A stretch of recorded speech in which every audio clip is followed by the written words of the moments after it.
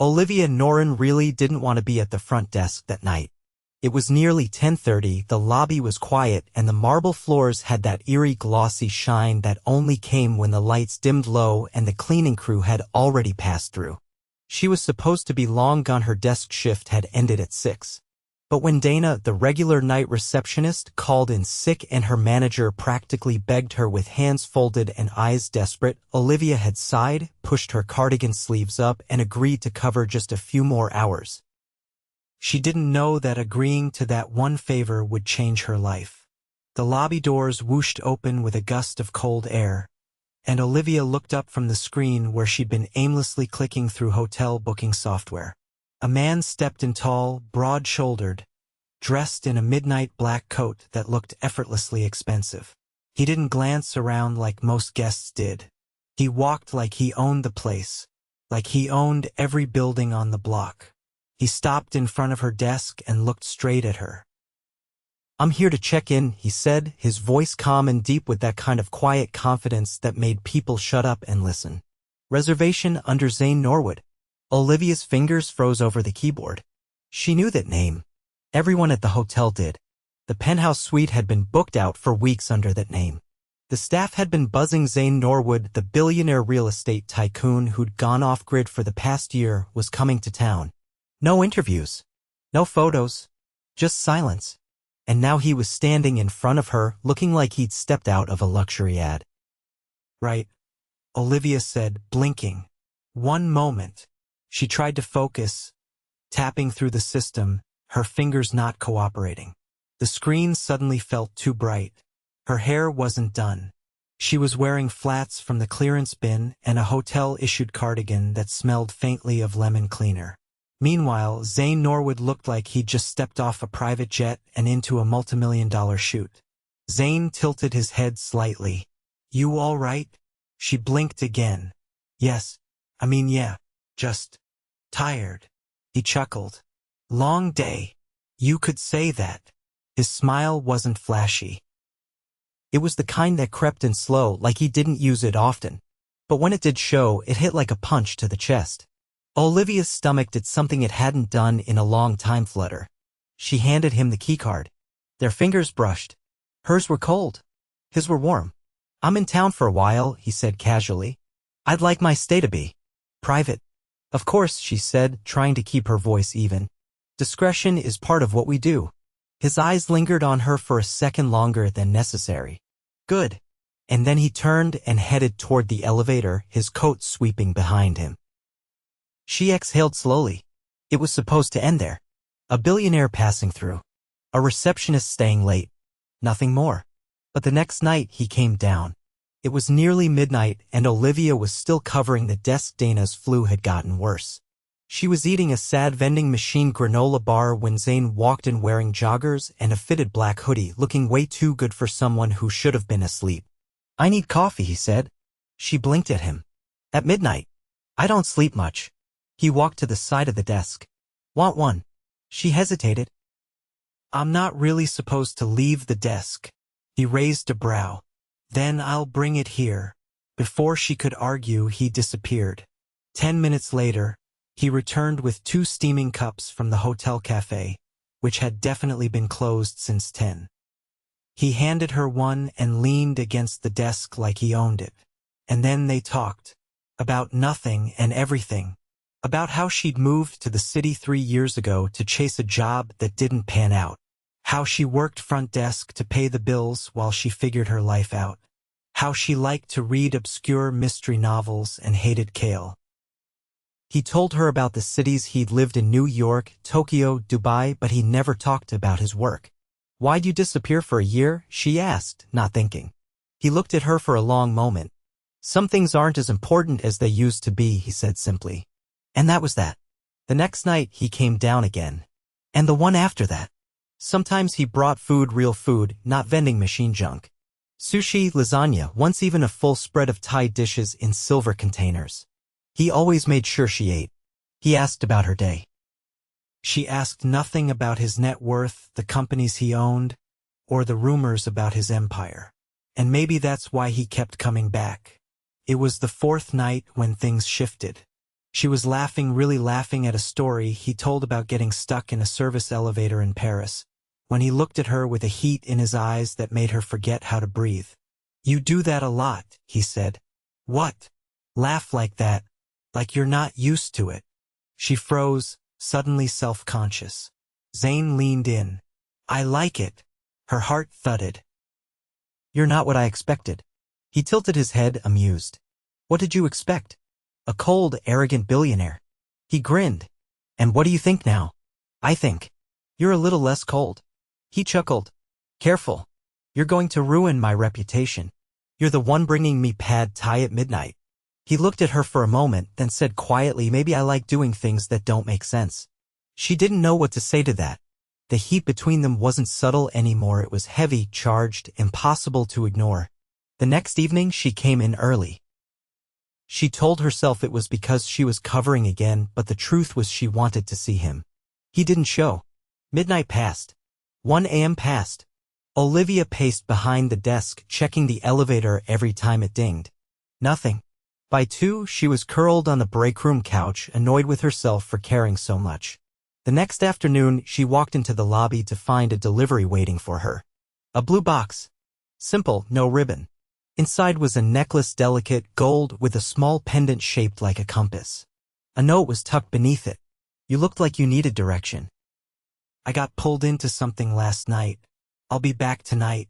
Don't give my seat away." Her hands trembled as she held the note. She hadn't worn jewelry in months. She put it on. That night he came down again. And this time, when he saw her wearing the necklace, he smiled like he just won something. "Looks good on you," he said. She stepped out from behind the desk. "You can't keep spoiling me." He stepped closer. "I haven't even started." And just like that, something shifted. This wasn't casual anymore. This wasn't a bored billionaire and a tired receptionist chatting over coffee. This was something else. Something real. Something that was going to change everything. The elevator doors opened precisely at 11:16 the next night, and Olivia was already standing. She didn't know why. She'd been sitting comfortably, sipping herbal tea and pretending to read a guest survey report, but the moment she heard the soft ding, she stood like her bones recognized the sound before her mind did. Zane stepped out, not in black tonight, but in a slate gray sweater that clung to his shoulders and dark jeans that looked like they'd been tailored just for him. His walk was unhurried, but his eyes landed on her with sharp precision. "You waited," he said, stopping just before the counter. "You didn't think I would?" "I hoped you would." He looked at the tea in her hand. "You're branching out. No more vending machine granola bars." She shook the cup gently. "Chamomile." "I'm trying to sleep better." "You're still working nights. You don't seem to sleep at all." He leaned against the counter, close enough that she caught something unfamiliar in his scent tonight, something woodsy and faintly spicy, like cedar and a storm brewing. "I don't like sleeping in unfamiliar places," he said. "You've stayed here before?" "No, but I've slept in 100 hotels. Doesn't mean they feel familiar." Olivia tucked a piece of hair behind her ear, unsure how to respond. She wasn't used to guests who talked like this, who peeled back layers without warning. "What are you really doing in Chicago, Zane? You haven't told me." He looked at her for a long moment, and for the first time since she met him, the confidence in his eyes dimmed slightly. "Trying to remember who I used to be," he said. The silence between them was heavy, like something had shifted, like they were standing on the edge of something that couldn't be undone. "I can't tell if that's poetic or tragic," she said softly. "Maybe both." She didn't ask more, and he didn't explain. Instead, he reached into the inner pocket of his coat and pulled out a slim black box. He set it gently on the counter between them. "For you." She blinked. "Zane, I can't keep. Just open it." She hesitated, then did. Inside was a keycard. Not the standard white ones used for guest rooms, but a sleek, metallic one with a gold edge. The kind used for premium access. She stared at it. "What is this?" "My suite. It has a second entrance. You can use it." She laughed, shaking her head. "Why would I need access to your suite?" In case you ever want to leave this desk. Her heart thudded once, heavily. That's wildly inappropriate, she said, but her voice wavered. I didn't say for what. Maybe you get tired. Maybe you want to see something other than fluorescent lights. You want me to sneak into your penthouse? I want you to stop pretending this is nothing. She looked at the card, then back at him. Why me? He exhaled slowly. Because you're the only person I've met in the last 5 years who doesn't flinch when I say something real. She didn't touch the card. Not yet. You're used to people treating you like a headline, she said.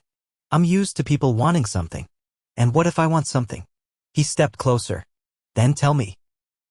I'll give it to you. She didn't answer. Her hands stayed clenched at her sides, her breath locked in her throat. For a moment, she thought he might reach for her, pull her across the counter, do something reckless. But he didn't. Instead, he walked away. The next day, Olivia found herself staring at the card more times than she cared to admit. She kept it in her coat pocket, then moved it to her purse, then back again. Her shift didn't start until 5, but at 4, she was already glancing at the clock. By 4:30, she was on her way to the hotel, telling herself she forgot something. She didn't. She took the service elevator to the 14th floor and walked slowly to the penthouse door. She hesitated, the card in her hand, heart hammering. What was she doing? She wasn't the type to get involved with guests. She wasn't the type to accept gold-edged keycards or midnight dinners or dangerously handsome billionaires who said things that made her stomach twist. And yet, she slid the card through the lock. The door opened silently. The suite was massive but quiet. Walls of glass overlooked the skyline, and the late sunlight cast golden shadows across the polished floors. She stepped inside cautiously, half expecting him to appear out of nowhere. But he wasn't there. Instead, she found a note on the kitchen island, written in the same precise handwriting as before. Thought you might want the view. I'll be back by 11. Make yourself at home. She should have left. Instead, she wandered. The living area had bookshelves filled with titles that surprised her, not business manuals or glossy architecture tomes, but novels, fiction, worn spines, dog-eared pages. Someone had read these, loved them. She found a piano in the corner, untouched but clearly used. A photo on the side table, not of Zane, but of a woman. Older. Her smile was warm, her eyes sharp. She didn't open any doors. She didn't snoop. She just sat on the edge of the leather couch and stared out at the skyline until the sun dipped below the buildings and the city exploded into light. By the time he returned, the suite was dark. I wasn't sure if you'd come, he said, setting his keys down on the counter. Olivia turned slowly. I wasn't sure either. He walked to the window beside her, his reflection catching in the glass. I had dinner sent up. I'm not hungry. He looked at her, something unreadable in his expression. I didn't bring you here to impress you. Then why did you? Because I wanted to see what you look like when you weren't trying to be polite. She met his gaze. And what do I look like? Like someone who's been waiting a long time for something to feel right. The silence between them thickened, stretched. She stood facing him. I don't want to be a secret, she said. You wouldn't be. I don't want to be temporary either. He stepped closer, slowly, deliberately. Neither do I. They didn't kiss. Not yet. But the air between them buzzed with something that felt inevitable. When she left the suite an hour later, she didn't take the card with her. She didn't need to. He already knew she'd be back. Back at the front desk. She sat down and steadied her breathing. Everything had changed. And yet nothing had been said aloud. No promises. No declarations. Just truth, offered quietly. The next evening, as she walked into the lobby, the concierge handed her a small envelope. Inside was a single ticket. Not to a show, not to a restaurant, to the opening night of an art gallery in River North. Exclusive, invite only, the kind of place where people wore $1,000 shoes and drank champagne named after regions, not brands. She looked up. Who dropped this off? Man in a gray coat. Said you'd know. She smiled despite herself. Later that night, when Zane met her outside the gallery, he didn't say anything about the dress she wore or the way her eyes widened at the chandeliers or how her fingers trembled slightly when he took her hand. Instead, he said, "You look like you belong here." She wasn't sure if he meant it. But when he led her inside, introduced her to people who whispered his name with reverence and kept her hand in his the entire time, she started to believe he did. For the first time, she wasn't the girl behind the desk. She was the woman beside the billionaire, and it felt terrifyingly real. Olivia adjusted the sleeves of her pale linen blazer as she stepped into the rooftop restaurant of the Langford. The heels she wore weren't hers. Zane had sent them to her apartment that morning with no note, just a black box and a name she'd never heard stitched into the insole. They fit perfectly. Naturally. The maitre d' gave her a small nod and gestured silently to the far corner table by the glass where Zane already sat. The skyline stretched behind him like a painting, but it was the way he looked at her, calm, expectant, like there was no scenario where she wouldn't show, that made her pulse tick faster. "You're early," she said as she approached. "I didn't want to miss you walking in." Olivia sat across from him, careful not to let her blazer catch on the chair's edge. The menu was already closed in front of her place setting. She didn't touch it. "What's the occasion? You said you've never been up here." "I didn't say I wanted to be." "You didn't say you didn't." The waiter arrived without being called and poured sparkling water into a crystal tumbler beside her plate. Zane gave a slight nod and the man disappeared again without a word. Olivia's fingers tightened around her napkin. "You always do that?" she asked. "What? Order for people without asking?" "I didn't order anything." "But he knew." "He knows me." She tilted her head. "And what if I wanted something else? Then I'd have it brought up." "Anything." The wind stirred a strand of her hair across her cheek. Zane leaned forward and brushed it away with a knuckle, his touch light but deliberate. "You're uncomfortable," he said. "I'm aware I don't blend in up here." "You're wrong. Everyone else knows I don't belong. Everyone else is irrelevant." Olivia looked away, out at the skyline. The restaurant was quiet, the hum of low conversation and clinking silverware blending into the background. She could feel eyes landing on her, lingering, then darting away. "You don't care what people think," she said. "I used to. And now I only care what matters." "Which is?" He didn't answer. Instead, he reached into his inner coat pocket and set a folded piece of paper between them. She didn't move. "What's that?" "Something I need you to read." She hesitated, then opened it. The letterhead was heavy, thick, legal. Her eyes scanned quickly, catching words like acquisition, transition, and ownership transfer. Her stomach turned. "You bought the Langford?" "I bought the tower. The hotel's part of it." She stared at him. "Why?" "I wanted something permanent in Chicago." Her voice dropped. "You did this because of me?" He leaned back in his chair. "I did this because I don't want to leave. You barely know me." "I know enough." "That's not how the real world works." "I don't live in the real world, Olivia." She folded the paper and set it back down. "You can't just rearrange things to make them fit." "I'm not rearranging anything. I'm building something. With me." "Yes." She exhaled, slow and sharp. "You're impossible. And you're still here." Their food arrived, seared scallops for her, something darker and richer for him. She picked up her fork but didn't eat. "I don't need extravagant restaurants," she said. "I'm not trying to impress you." "Then what are you doing?" His eyes didn't leave hers. "Giving you the kind of life you deserve." "I never said I needed that." "You didn't have to." She set her fork down. "You're not listening." "I'm listening to everything." Olivia pushed her plate slightly away. "I'm not a project. I never said you were. But this job, this hotel, this city, it's my life. I've scraped for every inch of it. And now you're just swooping in. To help. To control." Zane's jaw tightened just slightly. "Is that what you think?" "I think you're used to people falling into place." "I won't. I don't want you to." "Then stop making decisions for me." He didn't respond, not right away. The candle between them flickered, casting shadows over the hard planes of his face. "I'm trying," he said quietly, "to give you a way out. I never asked for one. I thought maybe you'd want more." More doesn't have to mean different. Zane stood suddenly, tossing his napkin onto the table. Then tell me what you want. She looked up at him, heart climbing her throat. I want to be seen. Not fixed. Not handled. Seen. He didn't move for a long moment. Then he nodded once and left. No dramatic exit. No slammed doors. Just silence.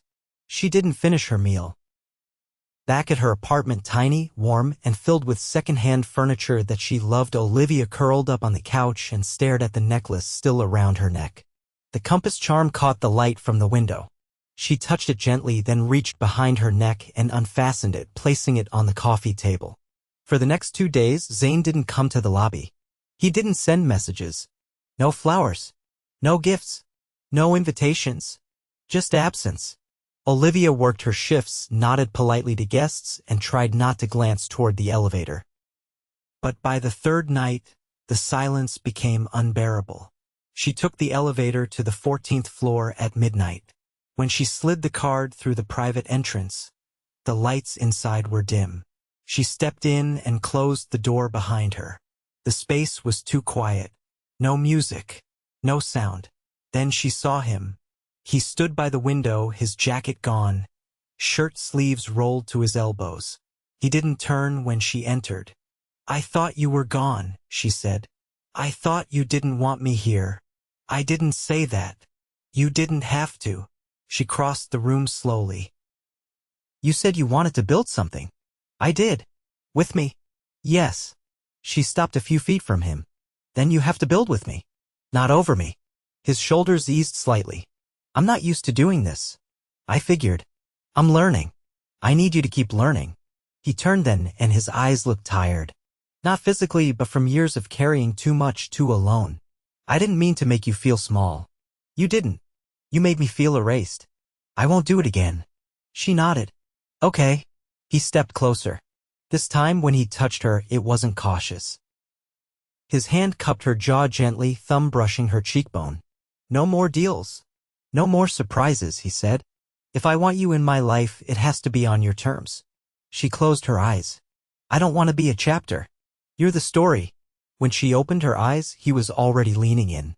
The kiss wasn't rushed. It wasn't tentative. It was quiet and certain, like everything they hadn't said had finally landed between them. When she pulled back, she whispered, You're not allowed to disappear again. I'll be here, he said. And for the first time, she believed him. The gala was unlike anything Olivia had ever seen.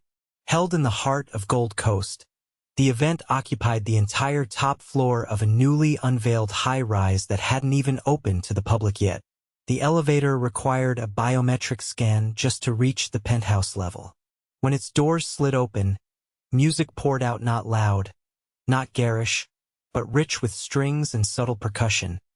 The kind that made people straighten their posture and speak in lower tones. Zane hadn't told her what the gala was for, only that she needed to be there. He'd sent a car to pick her up and a gown, one that came in a black velvet box with her name embossed inside the lid. Nothing was labeled, nothing had a receipt. She hadn't asked how he knew her size. By now she understood Zane didn't guess. He knew things because he paid attention. The dress was unlike anything she'd ever worn. Deep navy, backless, with a soft shimmer that caught the light with every movement.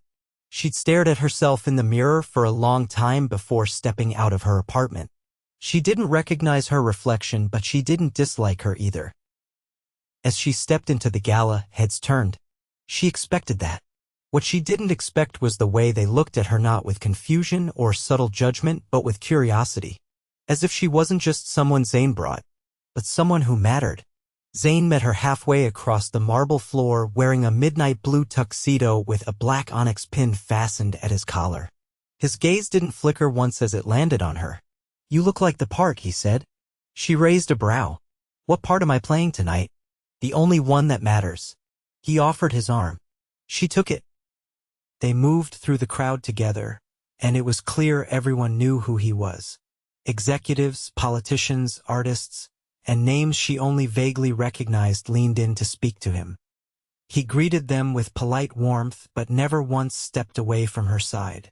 When someone asked who she was, he replied without hesitation. Olivia Norrin. She's the reason I'm still in this city. And just like that, no one asked again. Later, as the orchestra shifted into a slower piece and the lights dimmed slightly, he led her to the edge of the rooftop terrace. The glass walls offered a view of the entire city, the lake shimmering in the distance, the skyline glittering like it had been stitched into the night just for them. "You didn't tell me what this gala was for," she said. "I didn't want you to come because of what it was." And he reached into his jacket and pulled out a small folded paper, handing it to her. She opened it. It was a press release draft dated tomorrow. It listed Zane Norwood as the new lead benefactor and co-founder of a scholarship foundation aimed at underprivileged youth in Chicago. It bore her name, too. Her hands tightened around the paper. "Why am I listed here?" "Because I used your idea." She looked up sharply. "I never gave you an idea. You told me what you wished you'd had at 18. A chance. A mentor. A way in." He nodded toward the paper. "Now someone else will." Her voice caught. "You did this." "No. We did this. You just didn't know it yet." She stared at him, wind tugging gently at her hair. "You built a foundation because of a conversation?" "I built it because I want to build everything with you." Her breath hitched, but he wasn't done. He pulled out a small velvet box and opened it without preamble. Inside wasn't a ring.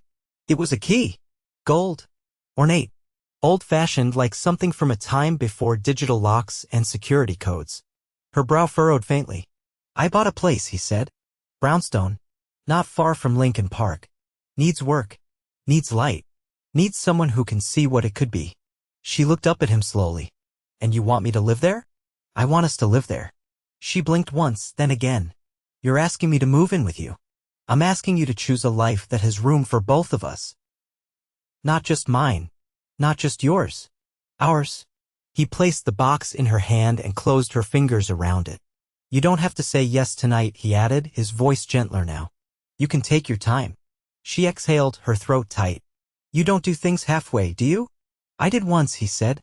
"I won't make that mistake again." The music shifted again behind them. Guests began to drift toward the dance floor. But neither of them moved. "Zane," she said quietly, "what happens when all of this stops being exciting?" He didn't hesitate. "Then we find new ways to make it matter." She studied him. "You're not afraid of this?" "I'm terrified," he admitted, and for a moment the billionaire vanished and only the man remained. "But I'm more afraid of going back to the life I had before I met you." She swallowed. "I don't want to be a footnote in your story. You're the chapter where everything changes." She didn't kiss him. Not there, not yet. Instead, she held the box against her chest and leaned her head briefly against his shoulder. It was enough. They left an hour later. Not in the car he'd arrived in, but in a quiet walk through the city, just the two of them. She carried her heels. He carried her coat. They didn't speak much, but the silence was full, not empty. The next morning, Olivia stood outside the brownstone. It was old, with ivy creeping up the side and chipped paint along the windows. But the porch was wide, and the tree out front had blossoms just beginning to peek through. She stepped up and slid the key into the lock. Turned smoothly. Inside, the space was bare. No furniture, no decorations. Just sunlight streaming through tall windows and the scent of wood and dust and something beginning. She walked through slowly, touching walls, imagining colors. A bookshelf here. A reading chair. A kitchen filled with laughter. A hallway where hands brushed as people passed. Her phone buzzed. A single message from Zane. Not asking where she was. Not telling her what to do. Just one line, "If you're there, then I'm already home." She didn't reply. She didn't need to. Weeks passed fast. Zane didn't vanish into meetings or disappear behind locked doors. He worked, yes, but the balance shifted. He brought her into it. She didn't just watch him rebuild his empire, she helped shape it. He asked her opinion on designs, on partnerships, on the kind of investments that could actually impact lives. They didn't announce their relationship with flashing headlines or big interviews. They just existed quietly, steadily. Word spread anyway. People talked. But Zane never flinched when someone referred to her as the woman in his life. He said it openly, proudly.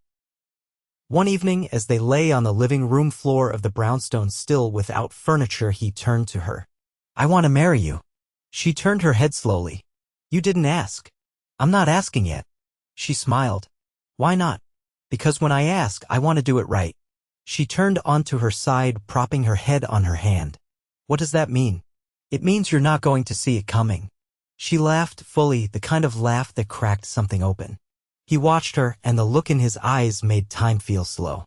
"Do you regret that night?" she asked softly. "The one you walked into the lobby?" "No," he said. "I regret every night before it."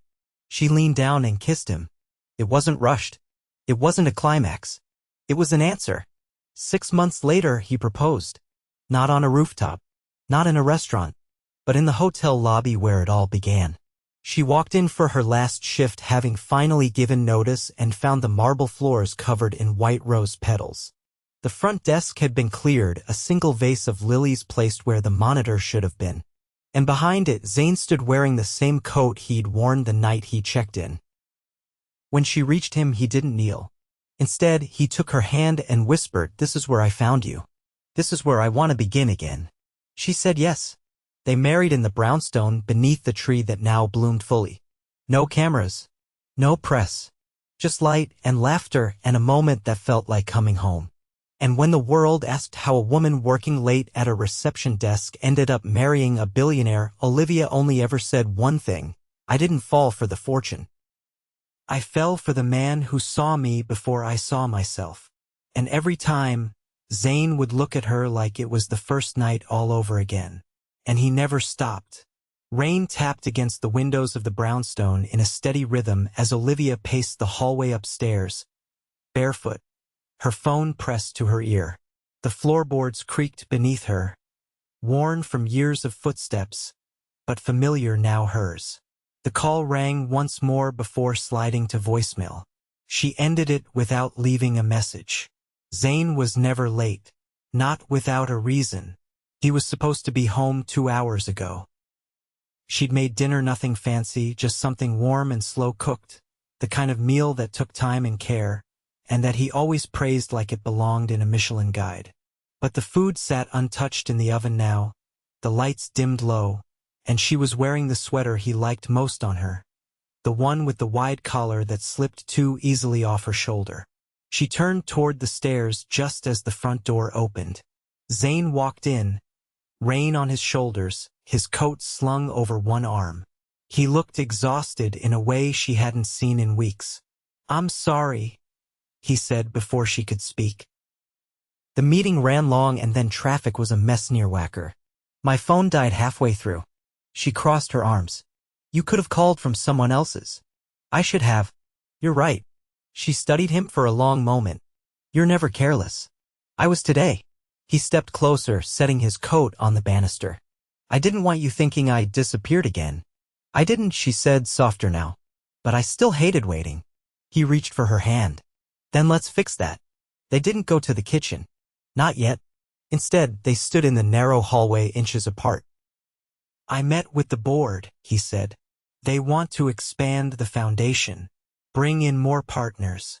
Make it national." She blinked. "That's good. Isn't it?" "It is." His fingers laced through hers. "But it means more time away. More travel. I wanted to talk to you first before I said yes. You don't need permission. I want your partnership. There's a difference." Her chest tightened, but in a good way, the kind that made you feel seen, not caged. "If you believe in it," she said, "then I do too. I'll only do it if we can do it together." She tilted her head. "You mean, I want you involved, not just in planning. I want you on the board. Officially." Her eyes widened. "Zane, you've already done more than half the people who'll sit at that table. You just haven't had a title." She stared at him, absorbing the weight of that invitation. Not as a gesture, not as a courtesy, but as trust. "I need time to think about it," she said honestly. "Take all the time you need," he replied. Just know it doesn't change anything between us. She leaned into him, rested her forehead against his collarbone. The rain continued its quiet song outside, but inside everything had finally gone still. Later, after reheating the dinner and laughing over how unceremonious it tasted despite her effort, they curled on the couch with a blanket pulled over their legs. "You never told me what your mother would have thought of all this," she said, tracing the line of his knuckles. He looked toward the fireplace before answering. "She would have liked you. Because I'm stubborn? Because you challenge me without trying to change me." Olivia smiled faintly. "That's the trick, isn't it? It's the difference between love and control."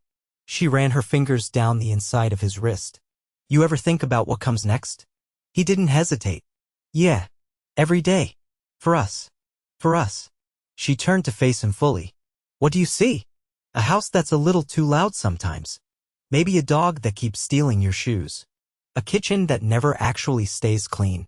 And you still wearing sweaters that make me forget my name." She laughed, but her voice caught. "You want kids. I want what we build. Whatever that looks like." Then he paused. "But yeah, I want to teach someone how to hold a compass in their hand and find their own way." She leaned in and kissed him lightly, then again, slower. "Then let's start building." 2 years later, the brownstone didn't echo anymore. It was filled with life.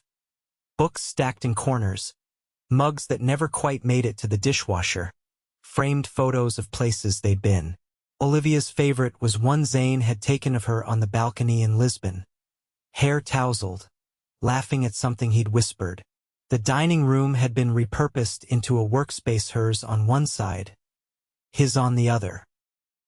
They argued over desk space, competed over who could find the most obscure coffee beans, and occasionally stopped to kiss each other mid-sentence when the moment felt right.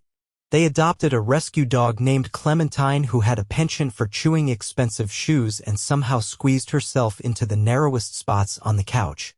Zane pretended to hate it. Olivia caught him sneaking Clementine pieces of steak more than once. The foundation flourished. Olivia took the board seat. She spoke at schools. She mentored students. Zane never hovered. He just watched her with pride, like she was the best bet he'd ever made. They didn't rush the wedding. They planned it slowly, intentionally. It was held in a garden on the outskirts of the city under a canopy of lanterns and low-hanging branches that swayed in the late spring breeze. They wrote their own vows. Zane's were short, but every word landed. Olivia's made people cry. Afterward, they danced under the stars, barefoot, with no music except the wind and each other's laughter. They didn't go on a honeymoon right away. The world was already full of places they'd been. Instead, they stayed home that first week, drank wine on the porch, and made pancakes at midnight. Years passed. They didn't keep everything perfect. They had arguments. They had days where they needed space. But they never stopped choosing each other. One summer, Olivia stood in the doorway of the nursery, holding a small toy compass in her palm. Zane entered behind her, wrapping his arms around her waist. "You sure we're ready?" she asked. "No," he said honestly. "But we'll figure it out." She placed the compass on the bookshelf beside the crib, right next to a dog-eared copy of a mystery novel she'd loved since college. In the months that followed, they learned how to sleep in shifts, how to swaddle with one hand, how to laugh through exhaustion. And one night, as Olivia lay in bed with their daughter asleep on her chest and Clementine curled at her feet, Zane sat beside them, watching in silence. "She's going to be stubborn," Olivia murmured. "She doesn't stand a chance," he said, brushing his fingers over their daughter's tiny hand. Olivia looked up at him. "We did it, didn't we?" Zane leaned down, kissed her forehead, and whispered, "We're just getting started." And in that quiet, full room, with the rain just beginning to tap again against the windows, everything made sense. Every late night, every risk, every moment that led to this. Love, not just built, lived.